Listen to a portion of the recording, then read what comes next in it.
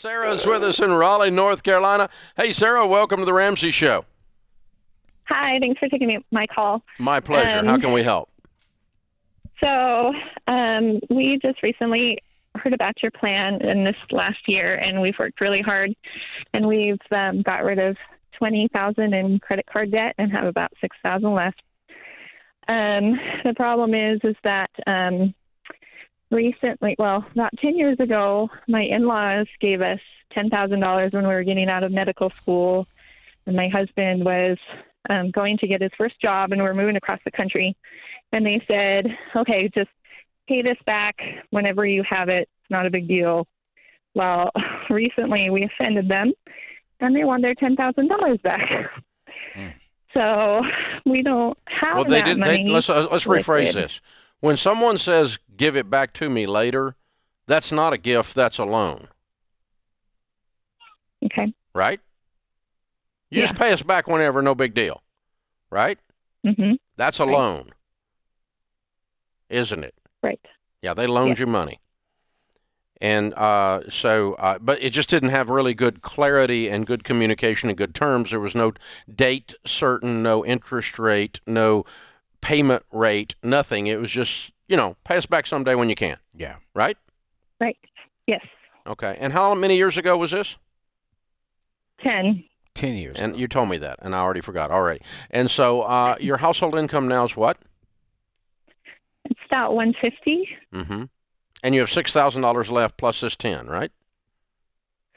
Yes. Well, we have a mortgage and we have a car payment. Oh, car payment is part of the debt snowball, hon. So $6,000 plus a car. What do you owe on your car? It's around $30,000. Mm-hmm. Okay. All right. So you have $46,000 in debt, and you make $150. Yeah. Yes. How much do you have in your And savings we do right have now? student loans. Wait. Okay, Sarah, hold on. I got this, Dave.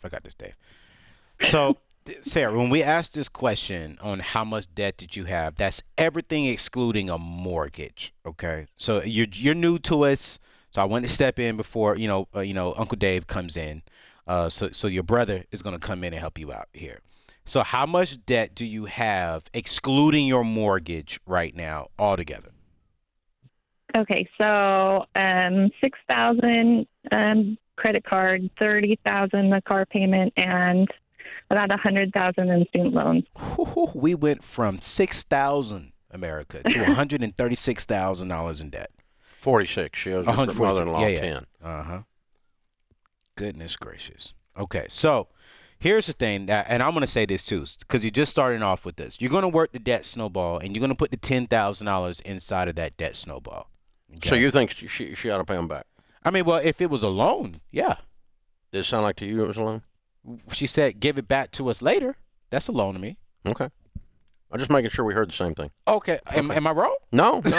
I'm just checking. Just checking in with you, Sarah. I mean, I wish you could see us on the show right now. Since you're running interference here, I thought I'd check in with you. Yeah, I was about to say, Sarah, Uncle Dave over here looking at, Brother Dave. I mean, Anthony over here, like, what was you thinking? But yeah, I think you need to add that in there. And so to answer your direct question, yes, you need to pay it back. And I think owing family money compared to owing a bank money is worse in my opinion, because it just creates so much more drama. And so I want you to get to it as much as possible, as quick as possible. But what is the $6,000 debt? Yeah. The 6? Mm-hmm. What is that? It's a normal credit card with a low rate. Okay. And then you have another $30,000 on one single credit card? No, that's a car. That's the car. Yeah, that's the car. That's a car. Good. Okay. All right, cool. Yep. So our debt snowball, Sarah, that we teach, the fastest, most efficient way to get out of debt is list your debts smallest to largest, regardless of interest rate, and attack them in that order. Do you all have any money in savings that is not retirement? I bet you they do. We have a Roth IRA. That's retirement. Not retirement. And no. How much money do you have in your checking account right now? About 10,000. Okay, that's a pretty good bit. Mm-hmm. All right, so what would I do if I woke up in your shoes today? is how we answer questions here. Knowing what I know of 30 years of teaching people to become wealthy, the shortest distance between you and wealth is to be debt-free before, not counting your mortgage, as soon as possible. Because if you had no payments making $150,000, you'd have some money. Agreed? Right. Okay. So we're going to list the debts smallest to largest and attack them out of order. Today, I'm going to write a check and pay off the $6,000 credit card. By the way, you need to cut it up and close it and only use a debit card.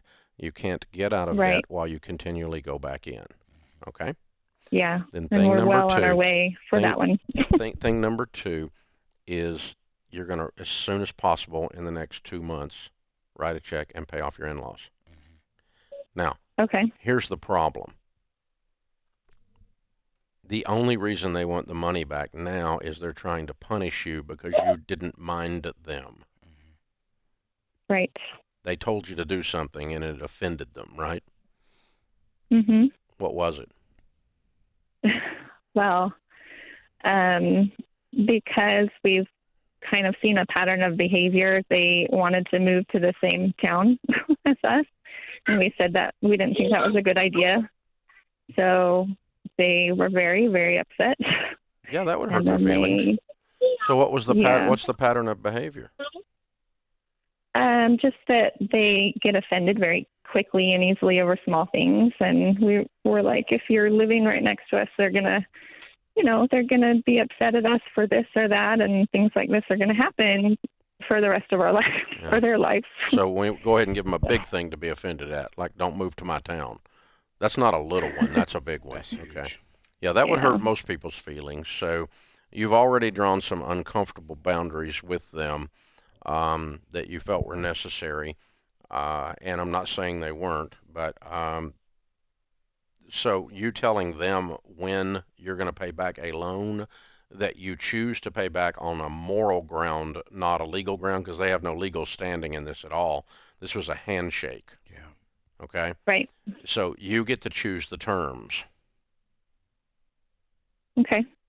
So in other words, no, you don't get to choose to punish me by doing this, but I will honor your request and repay the loan on my terms. You don't have to say it that way, but you just take that stand. And your terms happen to be that it's the next thing on your list of things to do since you paid off your credit card today. Okay. And then you're going to save up real quick, 1 month or 2 months, and you're going to write one check for $10,000. And be sure in the 4 column to put paid in full. Mm-hmm. Okay. That just sends another message for them to be offended about. But just in case they decide to come back and go, now we want interest or whatever, because this is all they're getting. Right. And they're not getting anything else. So, because I'm not having you pay them back because their feelings are hurt, I'm having you pay them back because you were obligated to do that morally anyway. When you took the money, it was a loan, and we're all in agreement on that, are we not, Sarah? Yes. Yeah, even though you don't really want to because they're instituting this on pure punishment and they're being childish, I don't blame you for those feelings, but I'm executing on principle here and on mathematics, and let's just go ahead and get this out of the way. Oh, and by the way, now you're free. The borrower's slave to the lender, and you're not anymore beholden. And so now you can be kind and strong and gentle with them and continue to set appropriate boundaries.